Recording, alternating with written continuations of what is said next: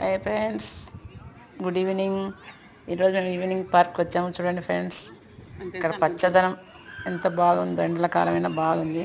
చూడండి పిల్లలు ఎంత బాగా ఆడుకుంటున్నారో పార్కులో. ఈ గడ్డి చెట్లు చూడండి. సిటీ అయినా కూడా ఎంతగా ఉందో చూడండి. పిల్లలు బాగా ఆడుకుంటున్నారు.